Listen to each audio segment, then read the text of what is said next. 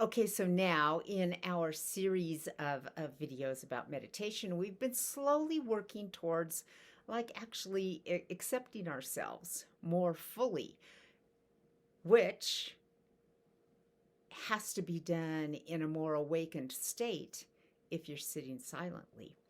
If you're really, really busy all the time and you're watching TV or you're reading a book or you're talking with friends or you're going somewhere or you're at work, you're totally filling your existence up with doing.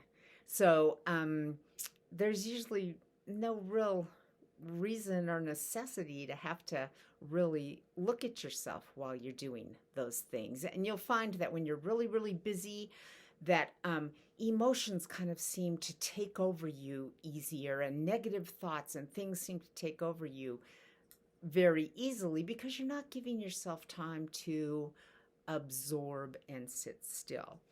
Once you sit still, though, you can't escape yourself any longer.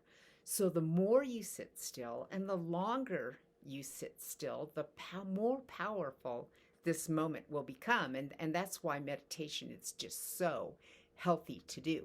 So let's go through and look at some of the things that we can explore while we're sitting there quietly.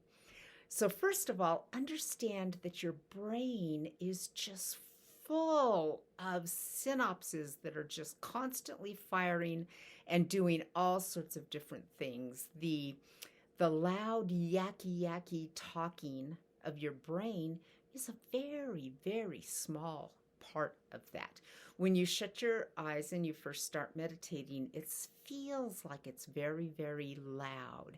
But the more you kind of pay attention to it, really it's going to kind of run out of things to say. You're not going to be feeding it any juice. You're going to be just kind of like caring for it and being interested in it. And that part of your brain will just kind of slow down. And the more that happens, then you can start noticing that there is so much going on. Like you'll be sitting there and you'll probably notice that your eyes are kind of stretched and they're kind of blinking. And one thing that's really cool about watching your breath, and that will be one of our meditation techniques, is that when you watch it, it's almost impossible to not control it. And so, you'll suddenly notice your breath, and then you'll feel like, oh my gosh, I'm getting too much air. I'm not getting enough air. And so this is the way the mind and the body works. Now pay attention to your heartbeat. You don't really have a whole lot of control over that. That just goes, and think about it. Your brain there's synapses and things coming out of your brain and shooting through your whole body and making that heartbeat go.